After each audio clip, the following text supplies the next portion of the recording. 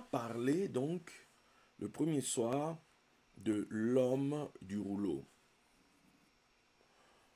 Et cet homme, pour le coup, c'est cet homme que le roi prend plaisir, puisque c'est Shaphat, à enrichir.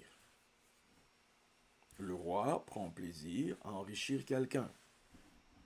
Et nous savons que cet homme, c'est Mordecai, c'est Mardoché. Ok. Mardoché, à l'instar de Yosef, va être, Yosef qui était vice-pharaon, Mardoché, lui, va être vice-roi.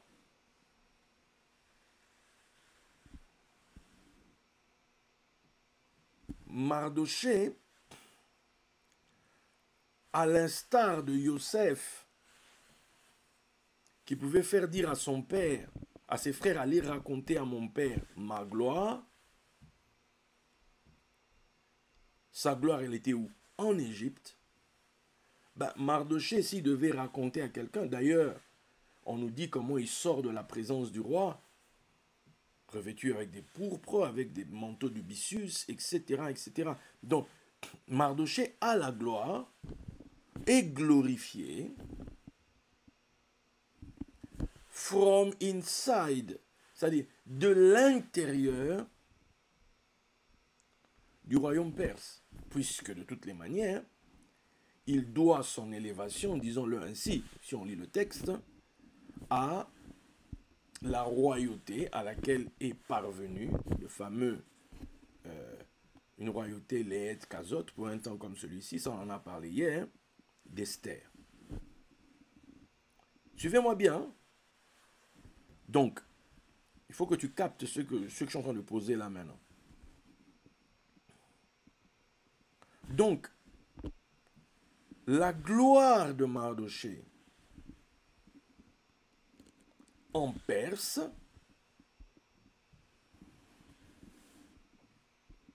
est une gloire.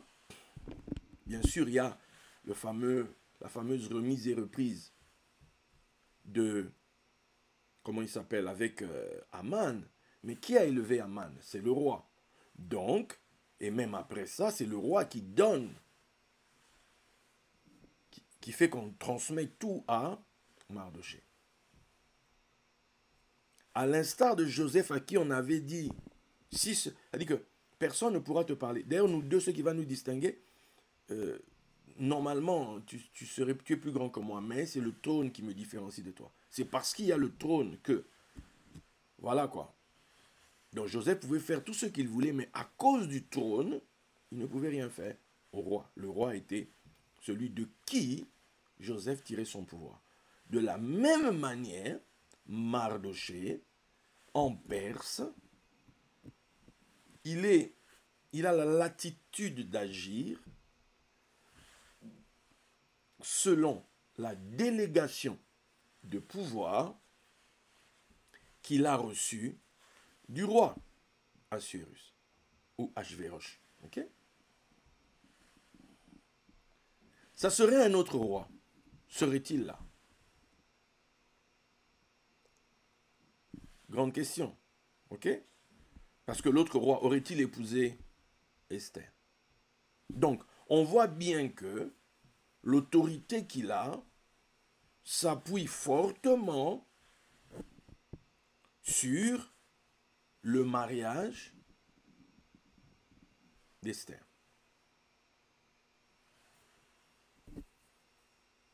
Quelque part, il n'a pas intérêt à ourdir des complots contre Esther, contre le roi. D'ailleurs, dans l'histoire, un peu plus haut, c'est celui qui dénonce des comploteurs.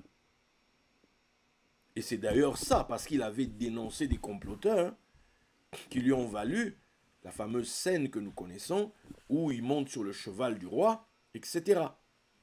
Parce qu'on n'avait pas honoré cet homme. Il a sauvé l'Empire, il a sauvé le roi. Donc, c'est le règne de quelqu'un qui est déjà à l'intérieur du système. Très important à comprendre ça.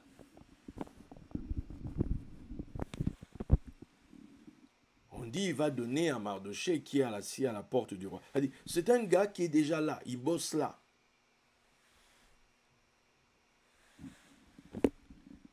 Mais aujourd'hui, puisqu'on a parlé de Mardochée, déjà, c'est comme si nous avons déjà visité, d'ailleurs toutes ces années, on a toujours parlé comme ça, un côté, une face de la même pièce. Maintenant, aujourd'hui, nous allons visiter l'autre face. Quand on parle de la Perse, vous allez vite comprendre dans quelle direction on part aujourd'hui. Si nous allons donc Daniel 2, vous allez voir là-bas le roi qui a fait un songe. Et dans son songe, il veut avoir une réponse. Il a vu une statue, la tête est en or, la poitrine et les mains, c'est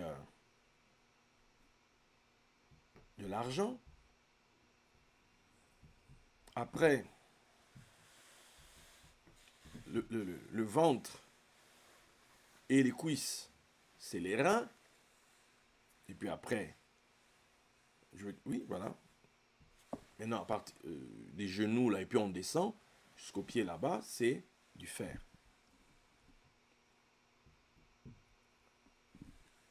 Selon la traduction, j'allais dire en restant dans la Bible, en ne sortant pas, par exemple, avec une révélation spéciale comme a eu ce cher ami dont vous savez, qui m'a demandé de faire la préface de son livre,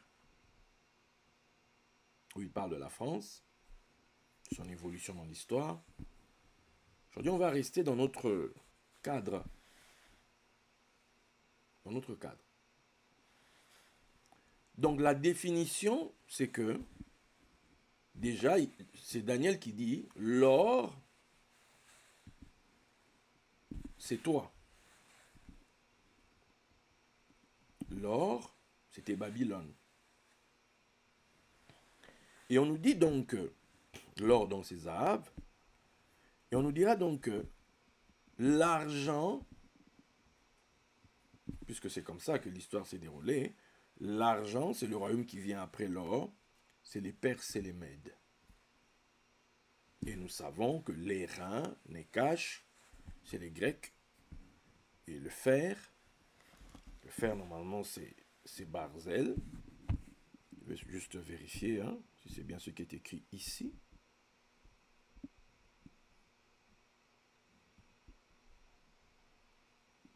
Ouais. Ici, au lieu de dire Barzel, ils disent Parzel. Ok? Ouais. Donc c'est lié à Barzel. C'est la manière de l'écrire de là-bas. En chaldé. Ok? Bien. Mais il n'est pas question aujourd'hui de... On ne va pas vers Rome. Donc on est dans Purim. Et donc Purim, c'est le monde, le contexte, c'est la Perse. C'est la Perse. La fête avant Purim. Ok, voilà, les fêtes instituées, on va dire ça comme ça. D'ailleurs, il y en a 2 qui ont été instituées. Voilà. Les 2 qui ont été instituées, qui ont été rajoutées aux 7. C'est Hanouka et Purim. Ok? C'est Hanouka et Purim. On a parlé de Hanouka, on a eu un Hanouka vraiment, ok? Mais maintenant, vous allez voir que Hanouka traite avec la graisse, les reins, puisqu'il est question de l'autel des reins. Tandis que Purim, c'est la Perse. Puisque c'est là-bas qu'Esther est reine. C'est là-bas que se joue toute cette pièce. Ok. Mais maintenant, il y a quelque chose qui est intéressant. Nous pouvons déjà partir sur le postulat que le fameux royaume dont il est question ce soir, c'est le royaume de l'argent. Je veux que vous l'écriviez, royaume de l'argent.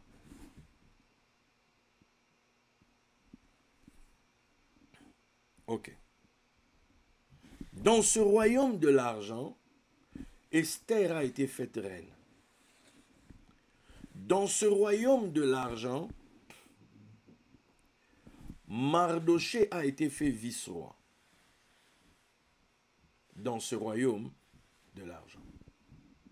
Or, nous savons que la dimension de l'or, qui est solaire, qui est donc rayonnement de l'intelligence, qui est donc la dimension divine, la dimension spirituelle des choses.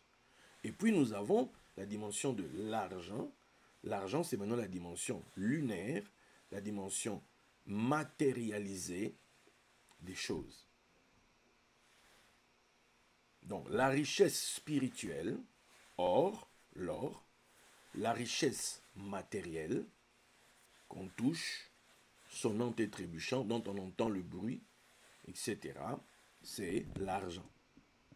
Ok? Maintenant, le royaume de l'argent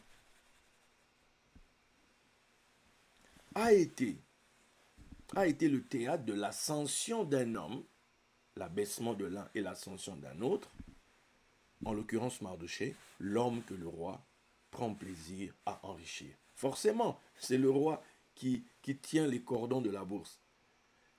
Au point que Haman a voulu lui dire, voilà, je te donne de l'argent. Il a dit, non, garde. Qui va l'impressionner? C'est lui le roi au royaume de l'argent. C'est lui le puissant au royaume de l'argent. Il donne un ordre, une écriture émise là-bas. Et ton compte a plusieurs zéros derrière 9. Il donne juste un ordre. C'est lui le roi au royaume de l'argent. Bien. Maintenant, je vous ai dit Mardochée comme Yosef. Yosef est élevé en Égypte et le peuple prospère là-bas. Mais Yosef n'est qu'une des faces de la pièce. Parce qu'il y a l'autre face. L'autre face de Yosef, c'est Moshe. Moshe, après avoir fui l'Égypte, va revenir armé d'un gourdin, non, armé d'un bâton. Ok? Avec ce bâton, il va faire des miracles, il va mettre à genoux, il va fracasser l'Égypte. Il va démonter l'Égypte. À tel point que les armées, les chars de l'Égypte vont être engloutis par les eaux. Les mêmes eaux qui vont les voir eux traverser. Parce que l'Égypte, c'est en même temps comme une prison, puisque Misraïm, c'est voilà les limites, les limitations. Donc c'est comme des gens qui sont en prison et on vient les faire sortir. Joseph, c'est le gars qui prospère en prison. Déjà, quand il était en prison, il a rentré le panetier, les chansons. C'était déjà une parabole qu'il allait régner sur l'Égypte. Parce que l'Égypte, c'est Misraïm, pays des limites. Donc, grosse prison à ciel ouvert. Joseph va régner là-bas dedans. Mais quelqu'un va venir et va démonter tout ça pour faire une prison de break de l'époque à son peuple. Les gars, suivez-moi. J'ai le plan sur mon dos. On y va. Mais c'est la même pièce. Parce que quand l'un part, il dit ramenez les os de Joseph.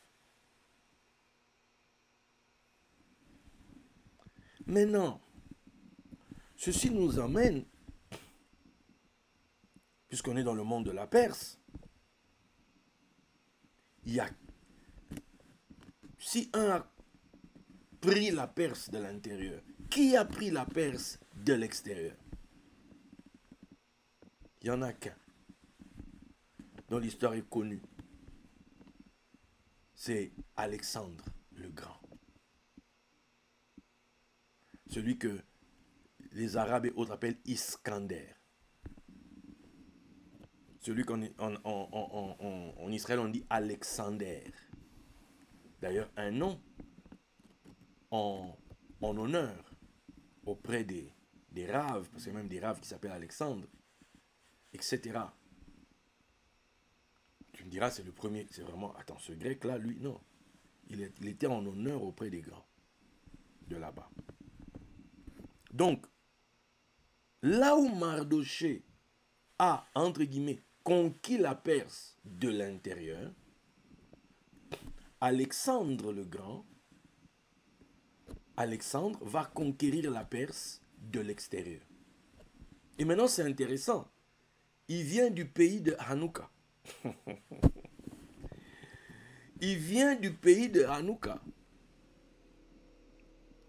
C'est celui qui vient de la Macédoine, donc ça fait partie de la Grèce. Ok? Et c'est lui qui, à la mort de son père, va aller à la conquête de cet immense ensemble. Tu vois? Cet immense ensemble. Et il va aller put it down, qui va aller prendre possession. En fait, l'Empire perse, c'est un genre de mondialisme avant le temps, de globalisme avant le temps, où ils ont rassemblé plus de 127 provinces. Et ils géraient tout ça. Et quelqu'un va venir genre donner un coup de pied à cette fourmilière et tout va partir dans tous les sens. C'est Alexandre. Donc, parlons un peu d'Alexandre, le conquérant de la Perse. Parlons un peu d'Alexandre, maintenant pour nous, de la manière dont nous le définissons ce soir, le conquérant du royaume de l'argent. Mes amis, je vous le présente. Da, da, da, da. Voilà. Alexandre le Grand. Là, je vous renvoie à vos cours d'histoire, mes amis. C'est là que c'était important de suivre les cours à l'école. Déjà, la définition que l'on donne de son nom, c'est protecteur des hommes. Ok. Alexandre, il a commencé à régner, il avait 20 ans. Notez, hein, son règne commence à 20 ans. Il meurt à 33 ans. Sa mère, son père s'appelle Philippe. Et sa mère est l'une des 7 femmes de Philippe. Et sa mère s'appelle Olympias. Ok? C'est lui qui va instaurer ce système qu'on va appeler l'hellénisme. L'hellénisme. C'est-à-dire, c'est la sagesse, c'est la culture grecque qu'on emmène vers les autres peuples. Il est le disciple, l'élève, on va le dire comme ça, d'Aristote. Il est né donc en moins 3, c'est comme ça que l'histoire le présente, en moins 356, soit quasiment 100 ans avant le début officiel de l'ère des poissons. Il meurt à 33 ans, environ 70 ans avant le début de l'ère des poissons. Voilà donc Alexandre. On a appelé le grand parce qu'il n'avait perdu aucune bataille. Okay? Donc, c'est le champion de la pensée grecque. Si on peut parler comme ça. Parce qu'aucun roi grec n'a fait ce qu'Alexandre a fait. Si on peut donc dire Alexandre, c'est un peu l'équivalent, toute proportion gardée bien sûr, mais voilà. C'est un peu l'équivalent de David, ou bien du Mashiach pour la Torah. Maintenant, parlons un peu de lui. Alexandre. Bon, maintenant, selon la légende, il aurait dompté son cheval, Bucéphale. Bucéphale, bous, le bœuf, képhale, la tête. Tête de bœuf, drôle de nom pour un cheval. Mais depuis que je suis gamin, j'ai toujours aimé Bucéphale. Je ne sais pas pourquoi, j'ai toujours aimé Bucéphale. Le cheval d'Alexandre. Bon. Donc, il a dompté Bucéphale, il avait seulement 12 ans. Ça commence à sentir un peu cette histoire. Hein? Ça commence un peu à sentir. Le gars, il meurt à 33 ans. Il commence à régner à 20 ans. Et puis, à 12 ans, il fait des trucs suspects. Sincèrement. Hein? Même vous-même. Pour le peu que vous étudiez un peu le mystère. Quand vous entendez des choses, vous ne pouvez pas dire, attendez. Répète s'il te plaît. À 12 ans. À 12 ans, il a fait quoi? À 12 ans, il a dompté le cheval Bucéphale. Pourquoi? Parce que c'était un cheval sauvage que personne n'arrivait à dompter. Personne n'avait compris son problème. Et lui, apparemment, à 12 ans, tu me diras, le gars, c'était le... Est-ce qu'il était déjà disciple de l'autre, là, d'Aristote? Je ne sais pas, mais à 12 ans, il aurait compris que le cheval, en fait, est effrayé par sa propre ombre. Un cheval qui a peur de son ombre. Bon, d'autres qui tirent plus vite que l'ombre. Là, c'est un cheval qui a peur de son ombre. Bon, alors, il comprend que comme il a peur de son ombre, il sait qu'il faut l'emmener face au soleil. Comme il est face au soleil, il ne va plus voir d'ombre, donc pour mieux l'apprivoiser. Et c'est là que le cheval va se laisser apprivoiser, et ce cheval ne sera soumis que à Alexandre, et il ira avec lui jusqu'au bout de ses conquêtes, c'est-à-dire jusque vers l'Indus, c'est-à-dire l'Inde. Il serait mort des blessures sur ce combat-là. Bon. Alexandre serait né donc, bien sûr, Olympias et Philippe, mais Olympias disait partout que Alexandre est le fils de Zeus. C'est sûr que dans toute l'Antiquité grecque surtout, on savait que Zeus c'était un mari de nuit d'exception, si on peut le dire comme ça. Hein? Zeus était un mari, c'est-à-dire Zeus apparaissait, Zeus venait voir les dames, Zeus servait les dames, Zeus faisait ce qu'il fallait. Et les dames savaient que l'enfant-ci, hein, pour le coup, c'est l'enfant du Dieu tel. D'où je vous dis souvent, c'est la femme qui connaît, qui sait, l'enfant ici, là. La grâce de tel est sur cet enfant. Tel, la mère sait. D'où le nom que la maman donne. La maman a une histoire avec chaque enfant, avec chaque grossesse. Et elle disait, toi, tu n'es pas comme les autres gars ici, là. Peut-être les autres femmes ont des enfants, oui, mais toi, tu es le fils de Zeus. Parce qu'il y a une histoire par rapport à sa naissance. Zeus serait venu, je ne sais pas si comme un serpent ou quoi. Il faut revérifier, je n'ai pas retrouvé ces trucs-là. Mais pour elle, son fils était le fils du Dieu. Donc, Alexandre, fils de Dieu. Déjà, la maman s'appelle Olympias. Olympias signifie quoi? Olympias, ça vient de Olympos, ou Olympie. Pour forme française, Olympos, c'est la montagne des dieux, l'Olympe, le mont Olympe, là où se trouvent les dieux. C'est comme ça que s'appelle la maman. Non, ça commence à faire too much. Donc la maman, c'est la montagne des dieux. C'est pas une montagne qui a accouché d'une souris, mais c'est une montagne qui a accouché d'un fils conquérant du royaume de l'argent. Est-ce que vous voyez un peu l'histoire? Il existe peu de témoignages historiques de l'existence d'Alexandre le Grand. Il existe peu de témoignages historiques de l'existence d'Alexandre le Grand. Mais nombreux sont les récits qui font de lui un personnage emblématique